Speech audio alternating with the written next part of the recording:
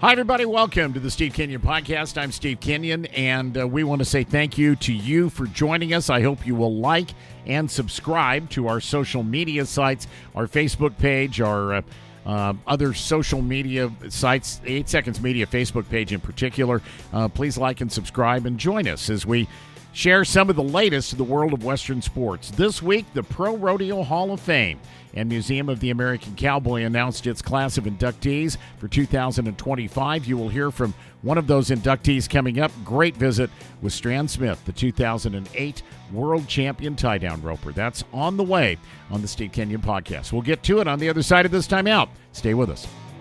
Cubit Hay Company, premium alfalfa hay cubes for premium animals. Why should you consider feeding Cubit hay cubes? With Cubit, you're guaranteed consistent quality year-round with no waste, no additives, and Cubit cubes and pellets are made fresh, and they're shipped directly to our retailers, so you get the freshest product available. Learn more and find a dealer near you at cubithay.com. That's CUBEITHAY.com. Hey y'all, this is Cody Johnson. When I was starting out in music, most every radio station and venue I went to told me no. At that point, you got two options: tuck tail and quit, or buckle down and fight. Well, I'm a fighter, not a quitter. And that's why I wear Wrangler jeans and shirts. Their toughness and style are legendary. They're an iconic symbol of the West, and there's no quit in them either. Life's not about the destination, it's about the journey. And if I'm gonna enjoy the ride, I'm riding in Wrangler. Wrangler, long live Cowboys. The Steve Kenyon Podcast is sponsored by Rodeo Life Magazine. Thanks to M2 Ranch Jerky, online at m2-ranch.com. To Cubit Hay Company. You'll find them online at cubithay.com. We love the Cubit Hay convenience. We love the fact that it's so clean and easy to feed. Thank you to team at Quinity.com. Quinity, it's all about the horse. To the Justin Boot Company, to the Grandview at Las Vegas, to Wrangler, Long Live Cowboys, to Resistol. The Resistol Rookie Roundup at Cowtown Coliseum in Fort Worth, Texas is coming up April 25th and 26th. Go to the Cowtown Coliseum website, get your tickets, or watch the action on the Cowboy Channel. Thank you to the Gooding Pro Rodeo in Gooding, Idaho, the Gooding County Fair celebrating its 100th anniversary this year, to Next Gen Rodeo, and of course to the Cowboy Channel. And our featured interview presented by Classic Equine and by Classic Rope. Success is in your hand. Classic Rope. Play to win. We are Classic Equine. Pro Rodeo Hall of Fame has announced its class of inductees for 2025. And among those inductees, Stran Smith, 10-time national finalist, won a world title in 2008, had to overcome health issues and some of the challenges of life that all of us face, but Stran did so with such grace and ended up walking away with that gold buckle back in 2008. Now he's headed into the Pro Rodeo Hall of Fame. Here's that interview with Stran Smith. I'm going to ask you a question you're going to be asked a million times. Tell me what you were doing, where you were at, and what your reaction was when you got that phone call. I was actually on the phone with my middle son. He was walking into, he had a baseball game that, I guess that was a couple of days ago. He was walking into the clubhouse, and I was just giving him a little last minute pep talk, and we were just about through. I usually don't get off the phone with him, and I noticed it was a number from and it was Pro Rodeo, and I said, Scout, let me see who this is. And he said, no, I got to go anyway, Dad. I'm walking in. I said, okay. So when I answered the phone, it was Tom and the commissioner. Yeah, and Tom he Loud, said, the CEO. Yep. Yes, and he said, Stran, this is my favorite day. And I was actually walking into to our store, and I said, oh, Tom, I hit a trot because I thought, he said, this is my favorite day of the year. And I was like, oh no, are you kidding me? Are you kidding me? Yeah. And I said, just wait just a second, Tom, just wait just a second. I was trying to get to Jennifer's office where he could tell us both. I knew it was good news. I didn't know exactly what kind of news it was, but anyway, that's where I was at. I was just pulling into our store here at the Remnant in Childress. When I get a phone call from that 719 number, I usually panic. It's like, yeah, I used to also. So, I was looking back and I was doing some homework, Stran, and I found an article from the Texas Cowboy Hall of Fame. Mhm. You and Jennifer are inductees, both of you, in the Yeah. Texas Cowboy Hall of Fame. And they wrote, they had a really interesting way of writing this. They said, in a career spanning 15 years in pro rodeo, 2008 world champion Stran Smith has known his share of hardship, losing his best friend and his favorite horse in separate accidents. He endured career-threatening injuries. And through the tough times, he qualified for the Wrangler National Finals Rodeo and became the national pitchman for Wrangler and Ariat, became a world champion, and now here you are in the Hall of Fame. And I guess everybody knows that this sport has its share of ups and downs. Mhm. You rode the lows and you capitalized on the highs somehow or another, didn't you? Yeah, it was. I look back on it now, and at the time you wouldn't choose some of the things that you have to walk out, but that's life in anything that you do, I think. But I think that it is in those times that it tells us Psalms 23, you have to walk through those valleys, and sometimes you're forced to walk through them. You want to run through them, but most times you have to walk through them, and it seems like that was probably some of the worst times and best times in my life, was to really get to lean on my faith and lean on just my friends and family and this industry. I say friends and family. When I say that, I use that term real broad, because I view this as a family. This Western industry is a family. I really feel like that. I feel like that we're around each other so much, on the road, and you're gone from your home. I wouldn't say that you're gone from your family, but you're gone from your home so many days out of the year. You travel, and the travel schedule is so hectic. And it doesn't matter where you're at in this industry, whether you're on the contestant side, whether you're in the contract personnel, it's everybody travels the same and is gone the same. So I feel like this is a big family, and it's for me, I really got to lean in on a lot of people, and where they were able to help me walk through those. I didn't walk it alone. Yeah. And that, I don't think this industry lets you walk through things alone. You talked about, dealing with the trials. I 20 plus years ago, we had house fire. Everything burned down. You know who lifted me back up? Mhm. Columbia River Circuit. Yeah. Rodeo. I don't think this industry lets you walk alone. It really is the grassroots. It is the foundation behind. It sounds like a cliche, but it's really not. It is the foundation and grassroots behind the United States. It's what America was really built on, is the heart and soul of the people that are in this industry. Yeah. Stran, let me kind of ask you to reminisce a little bit, and I want you to think back to 2008. You win a world title. You have come back from a terrifying health scare. You had a stroke, way too young. And now here you are, and you're roping at the National Finals Rodeo against some of the best of in history, and you walk away as a world champion. What do you remember about that 10 days in Las Vegas?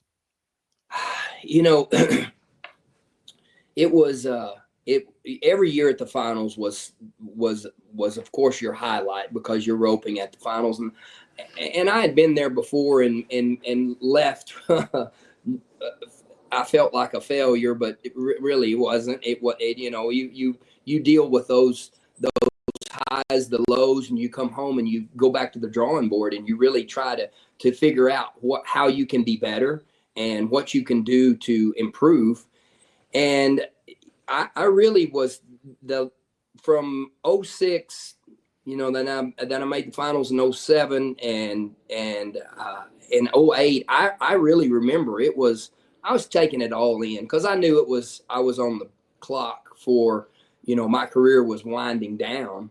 And I really was just trying to take everything in, just really soak it all up and soak it all in, and just really enjoy the moment. And sometimes when you're young, when I was young, I speak for myself, it was just go, go, go, go, go, go, go. And It was all about what we were, trying to win a world championship. That was my MO, man. I wanted to be a world champion. I wanted to be the best. I wanted to be the fastest guy there was. I wanted to be, I wanted to be the best. And it kind of helped me keep everything in perspective of life and of family and friends and just, the seasons of life that change and how things can change instantly.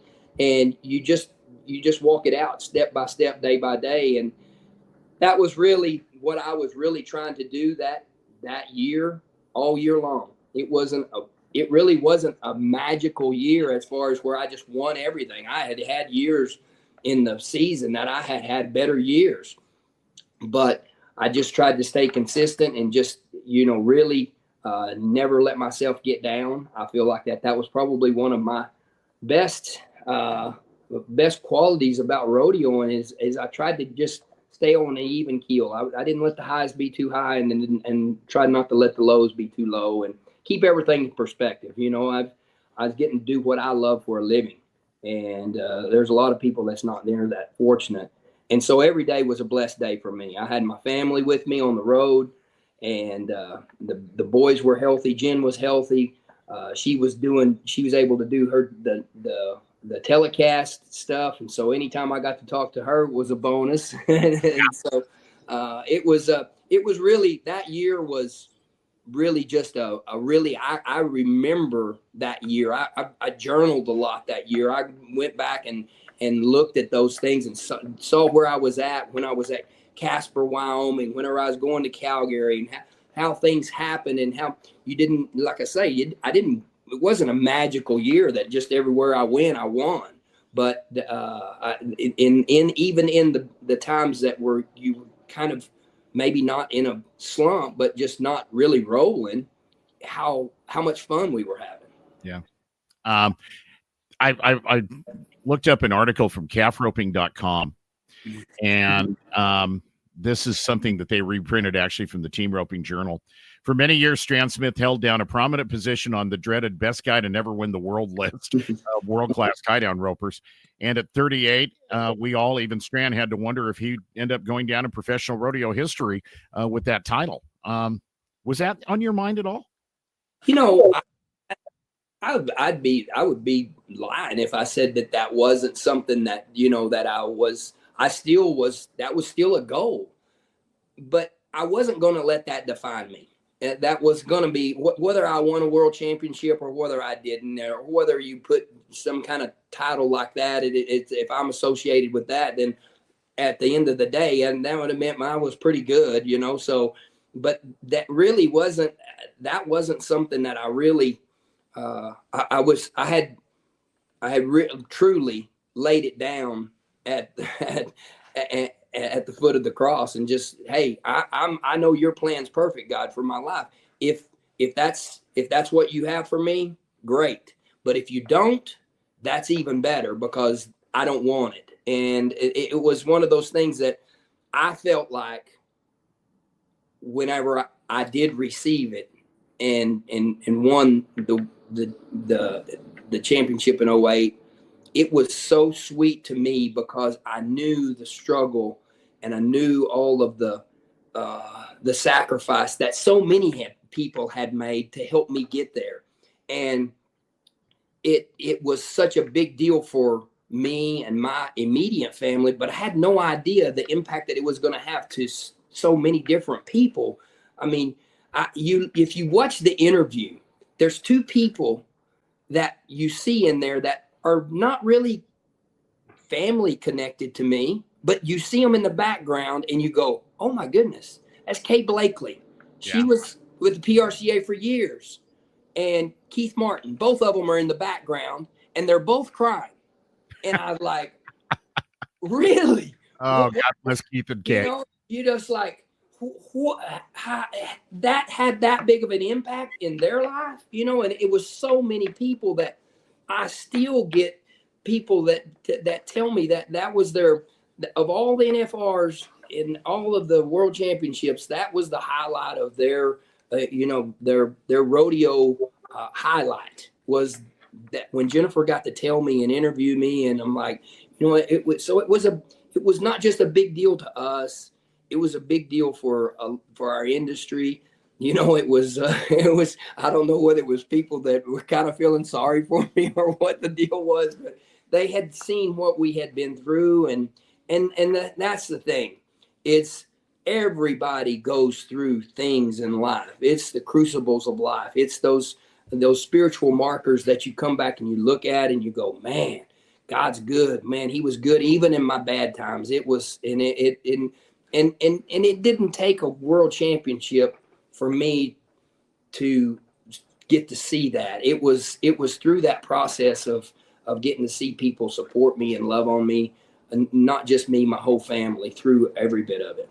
Tell me, what do you remember about the 10th go round? Here's what I remember about the 10th. You get done roping, and I've told you this story before. We talked about it, I think, at the NFR on my podcast there. Your beautiful wife, Jennifer, comes up and throws her arms around you and gives you a big giant hug and just about knocks you over before she interviews you. Mm-hmm. And you were winning the average at the time. I'm looking at the same calfroping.com article. You had a pretty good calf, but you said it wasn't about the money at that point. I'm usually up on what I need to do to win, but I didn't get caught up in all the hoopla this time. What do you remember about that 10th go round at the NFR? Well, they do the what ifs. That's turned into a big deal. It was a big deal for me from 95 all the way through 2008. The what ifs. Now, what ifs means what if you stay in your place in the average and you place in the round, what will happen? So they do that after the 9th go round.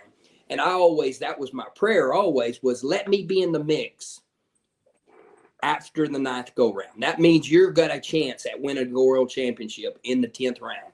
And so I remember I wrote about this in the book that we just wrote, and it was, we were headed to the arena, and my dad is probably my number one fan, and he's my number one supporter, but my dad is also pretty conservative, and he's like, there was like 7 guys that had a chance at winning a world championship. Yeah. I was winning the average by a couple of seconds.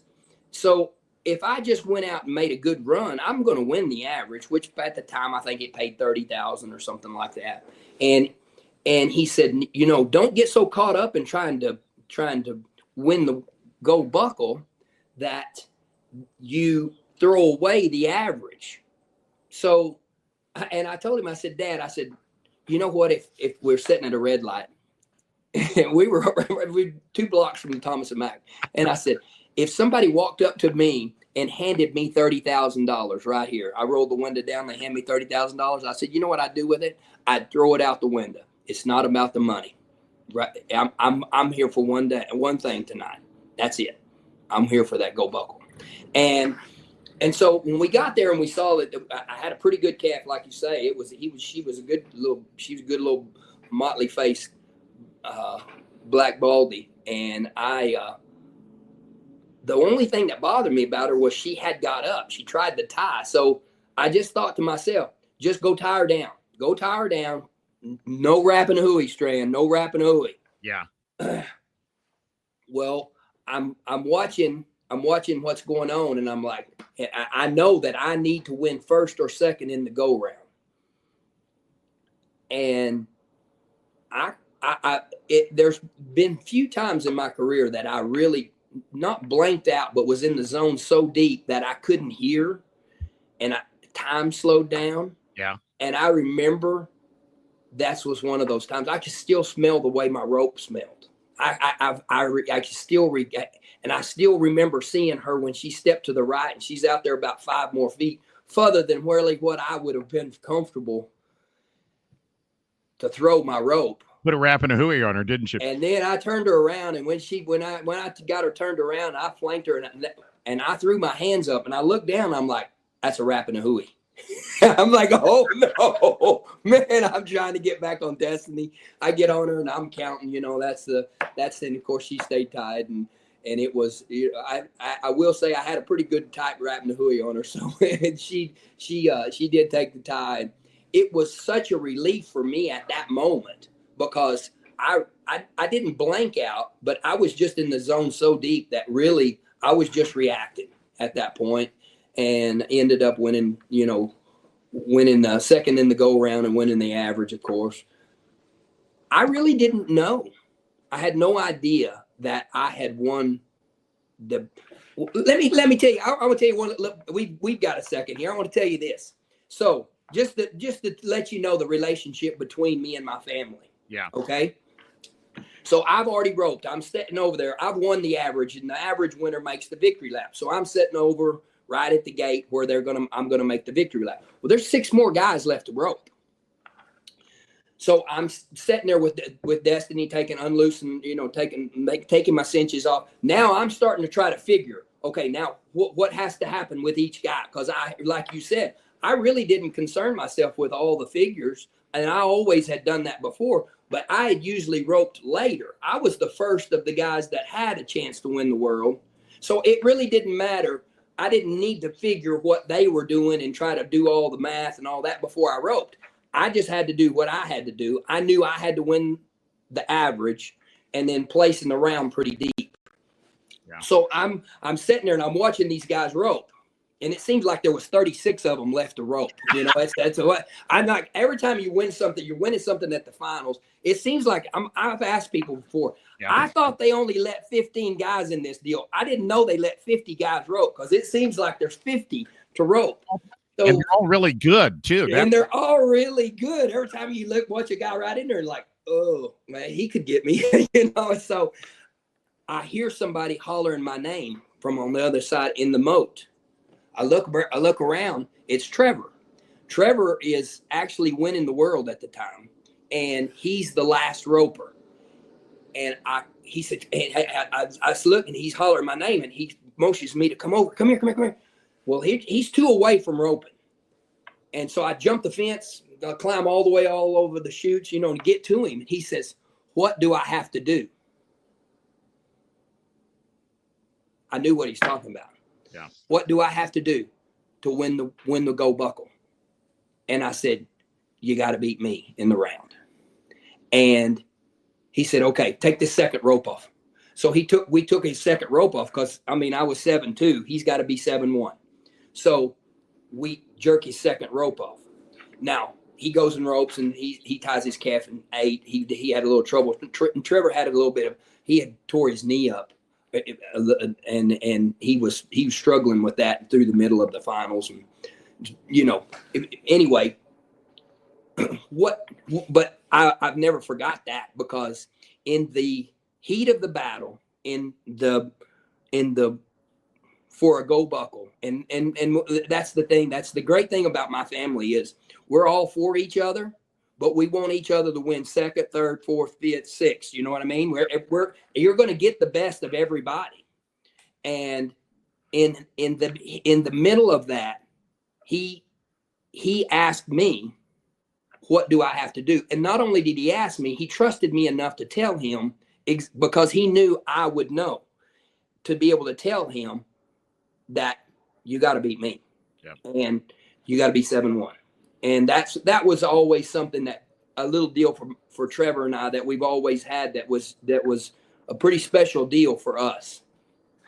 So you mentioned the family connection, Stran, and I want to talk about the book here in a minute, but I want to ask you one more strictly rodeo related question. I did an interview with Tough Cooper the other day. Mm-hmm. You've heard of him. I think you probably know him. He I think he'll probably be joining you in the Pro Rodeo Hall of Fame sometime. For sure. And Trevor's won over $7 million. He is the gold standard for money won in professional rodeo. You know who's the first guy that's got a chance to go over $4 million? Tough. That's a pretty impressive family connection right there. Yeah, we've been really fortunate, they say iron sharpens iron just as one man sharpens another. And I feel like that we've been able to balance family and competition. And I know that it's been hard for Tough here since, especially, I was the first one that kind of retired from our family. And then Cliff quit and retired. And then Trevor did. And then Stetson. And so now Tough's the lone wolf out there of the family. And it's always where I felt like, man, you get to a rodeo and you've got 3 or 4 of your family members that are there, and and their family, their kids, they're raising their kids, and all of us together, and we just kind of bring the rigs, the buses, and park them around each other and let the kids play and go to go do stuff together. We were really getting to kind of cheat the system. It's family reunion on the road, So I know that was a wonderful dynamic that I had, having my mom and dad that every once in a while could come out and see Sure. their kids, grandkids. Then my sisters, they were on the road probably, I don't know, they might have rodeoed harder than I did, as far as helping their boys, And then, of course, my nephews, they've all rodeoed with me or together from time to time, and we were nearly always at the rodeos at the same time. So it was an awesome dynamic that we were able to have out there. I felt like that it was, for me, I kind of got, like I say, to cheat the system a little bit. Yeah. If y'all get a chance to, I need you to look for something. The reason I just got up and left you for 2 seconds, I wanted to grab this. It's called A Colonel and a Cowboy, and it's written by Stran Smith and United States Army Colonel retired Craig Flowers. This was a real labor of love. Tell me about the book, Stran, and tell me about putting it together, and I guess talk about your relationship with Colonel Flowers first, and how this all came together.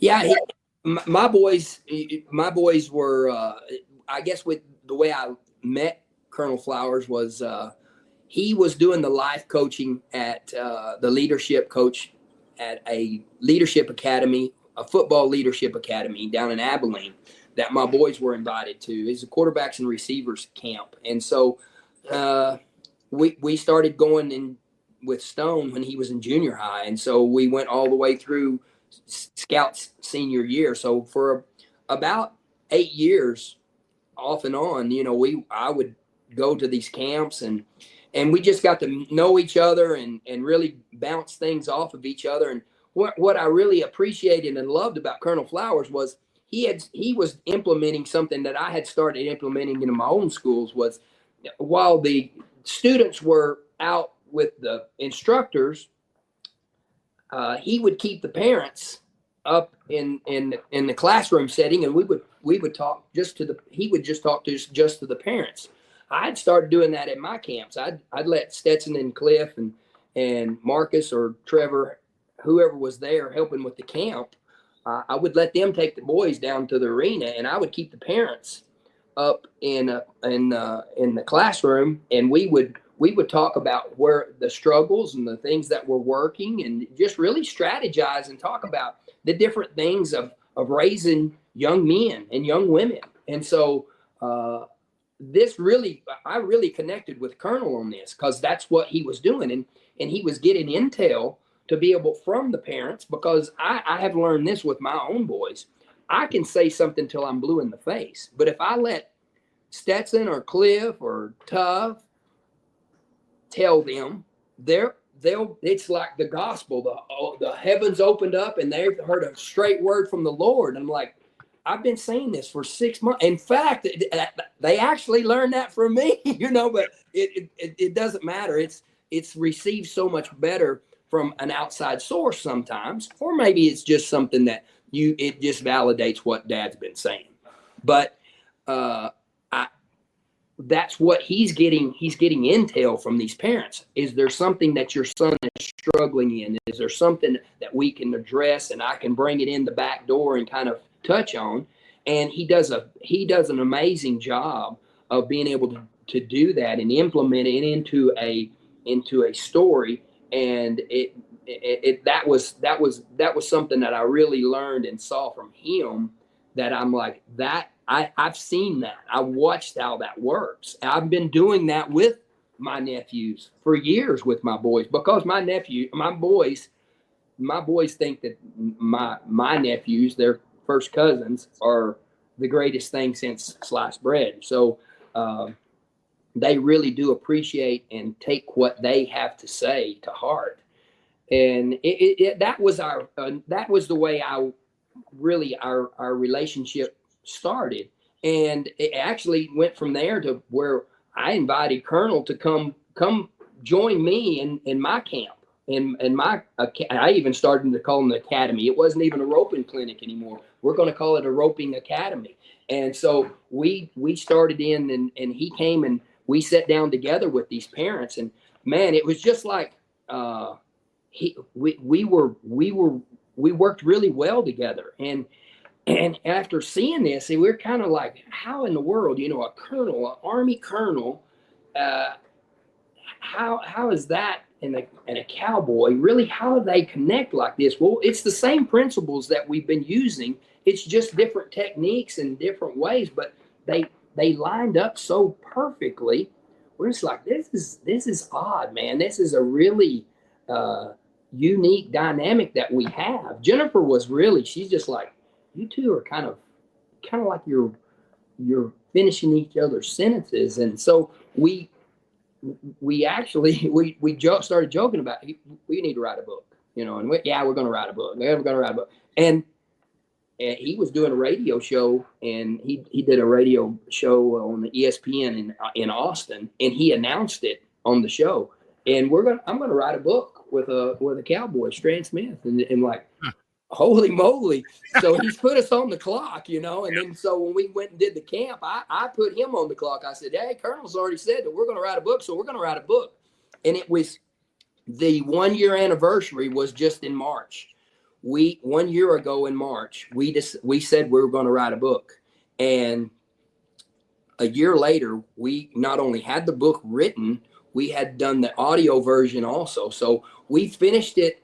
Right, man, we dug in. Oh my goodness, I thought, what have I done? I've done some crazy things before, but we wrote this book in a little bit less than 6 months from start to finish, and had it edited, published, and did the audio version, and got it all knocked out right before the finals. And you, of course, were one of the gracious hosts that introduced it at Vegas on your show and promoted it.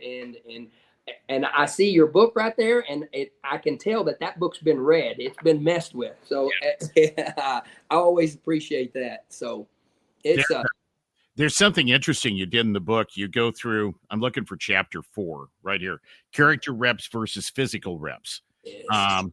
And you write in the lead up to this chapter, you say, I had no choice but to rep character.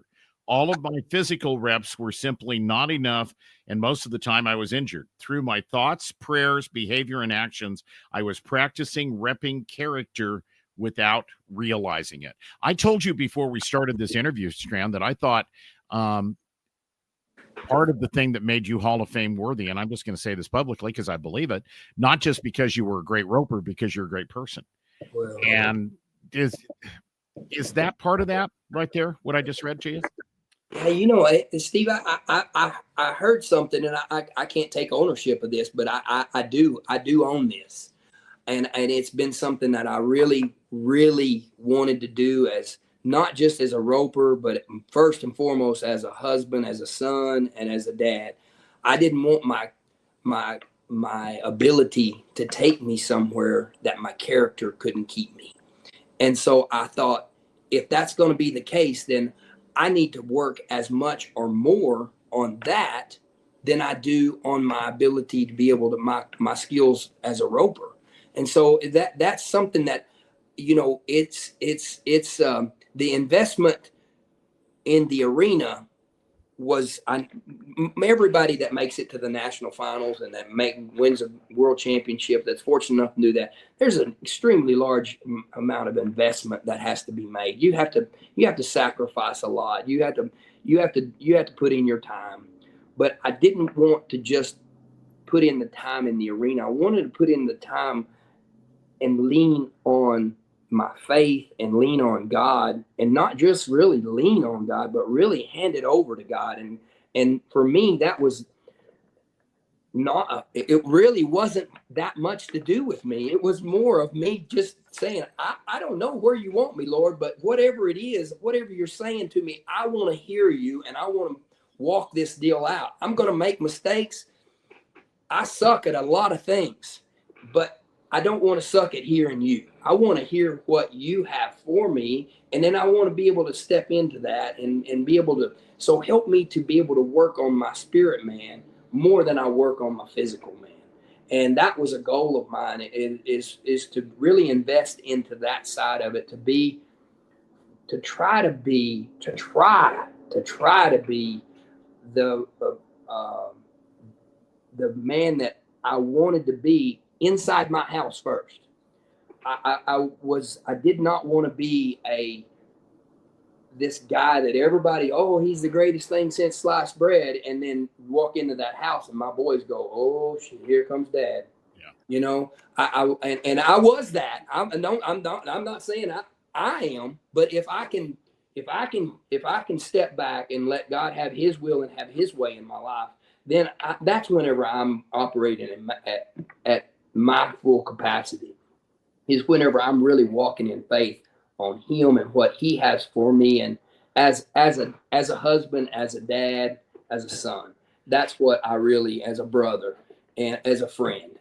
Then I if I can do that, and I really want to sow into that, I really want to lean in on that. That was what my goal was in my career, in not just my career, but in my life. And I'm going to make mistakes. Be quick to say I'm sorry. Be quick to say I don't know. Because we're surrounded. These days we're surrounded by geniuses. We got experts at every corner. Man, we got YouTube experts. They know everything about everything, and I don't want to be that guy.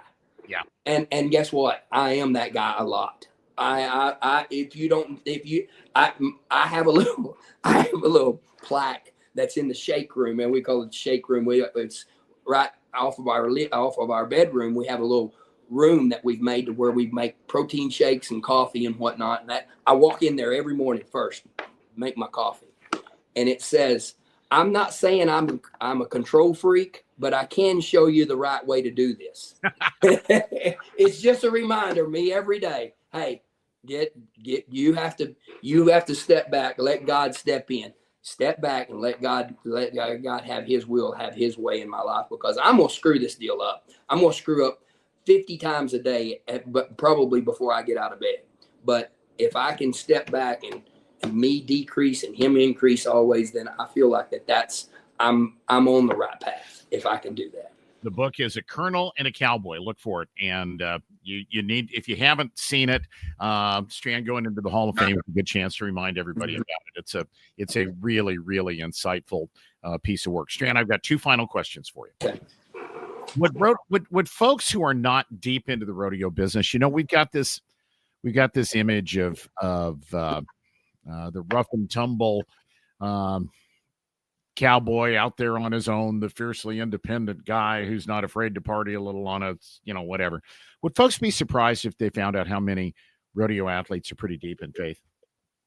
I think they would. It's becoming, we've had guys that were kind of groundbreakers that really were not ashamed to step out and really walk out in their faith. I've had some great mentors that walked it out in front of me. I mean, there's 3 or 4 guys that were older than me that kind of showed me. Alan Bach, holy moly, Alan Bach has been a man of faith. He's probably helped more people, and he prophesied. He didn't prophesy. He always was reminded me of what Smith Wigglesworth prophesied, that the cowboy will bring the gospel back to the world, to help spread the gospel throughout the world, and the cowboy will be instrumental in that. And then there's Clay O'Brien Cooper and Jake Barnes and Cody Custer, guys like that were out in front of me and older than me, and God bless Coy Huffman. He was out on the road as a I always got to say, we always laughed. I knew when Coy was. I would listen to his intro of when he would start talking on Sunday mornings or sometimes Saturday mornings, whenever he's going to have church service in the stands.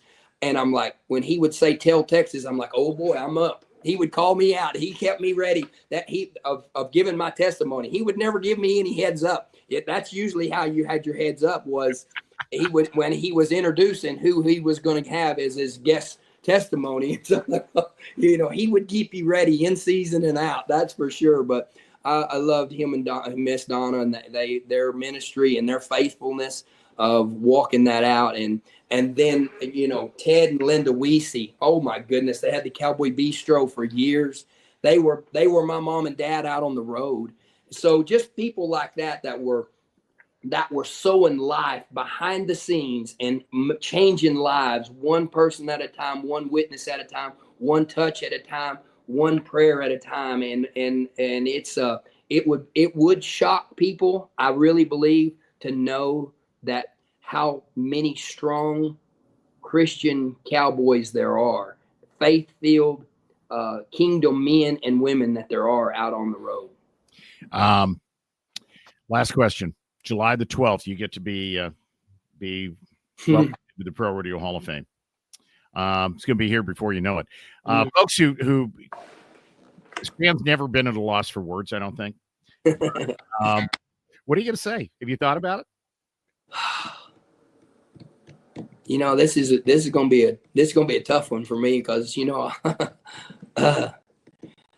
my mom, we didn't lose my mom. My mom went on to be in heaven, so we didn't lose her. We don't have her here on earth anymore with us, other than her memories. This was a big deal to her, man. She really did want to see this happen. And I know she is. I truly believe that that when you do go to heaven, that you will know some things down here. So I'm confident that she knows. She probably knew before I did that this was going to happen. But it's going to be, I think for me, this has more to do with those people in my life than it did with anything that I did. And so I really don't, to tell you the truth, Steve, that is the one thing that I have not an idea in this world what I'm going to say. Oh, I'll bet you'll figure it out for sure, Stran. Stran, congratulations. Thank you so much for your time. I know how busy you are with STS Ranchwear and with, the one thing about it, I told you last question, and I'll bet you this ends up being the last question for sure. The one thing that you've managed to do, it seems to me, with your life and your career, and with Jennifer's life and her career and your family, is you weren't just a really good roper, and you weren't just a really talented athlete, and you weren't just a world champion, but you've been able to take all of that and help to build it now through your business interests and things like that into a really good life after rodeo. And the reason I bring that up is I think there's probably rodeos didn't pay near as well then as they are now, but there are probably some lessons that today's up and coming rodeo athletes could learn from that side of your story if they really wanted to hear it. Well, I think that was part of the, the relentless, I'll use Trevor's word, the relentless pursuit of trying to reinvent yourself and continue to be forward thinking. And really, we are in an industry, truly in an industry that is the heart and soul of what the United States was built on. This hat means something. Yeah. I mean, you look at Hollywood, they're trying to come in and take what we know and make it their own. Because why? Because we have a firm foundation, a foundation that's built on faith, that is built on family, that is built on a person that is going to be there for the other person. And so I feel like for me it's been an easy transition for me, because I just stepped into the next phase in my life, and that is still promoting the Western way of life, because it is the heart and soul of what I want to be, of who I want to represent. And it's for me, that's why it's so easy to be able to stay involved and to be able to get up at 5 o'clock in the morning and go at it and bust your tail all day long. And when I lay down at night, I go to sleep because I'm tired, man. And I think that's the investment that you put into whatever it is in your life in this industry, it's worth it, because I believe in what we stand for. Stran Smith, congratulations on the Pro Rodeo Hall of Fame. Thank you for your time. Thank you, Steve. Thanks to tie down roper Stran Smith for joining us on the Steve Kenyon podcast. And, of course, Pro Rodeo Hall of Fame induction ceremonies July the 12th in Colorado Springs during the Pikes Peak or Bust Rodeo presentation of the NFR Open, the championship event of the PRCA circuit system. And we'll talk to several more of the Hall of Fame inductees coming up on the Steve Kenyon podcast. Sponsored by Wrangler, by Justin Boot Company. Thanks to Resist All. Thank you to the Gooding Pro Rodeo, to Equinity, online at teamequinity.com. To M2 Ranch Jerky, to the Cubit Hay Company, to Rodeo Life Magazine, to the Cowboy Channel and Next Gen Rodeo, and of course to our sponsors of our feature interview, Classic Ropes and Classic Equine. And we will do this again coming soon. We've got a lot of podcast ideas coming up. Please make sure you like and subscribe to our social media sites. God bless everybody. I'm Steve Kenyon. This is the Steve Kenyon Podcast.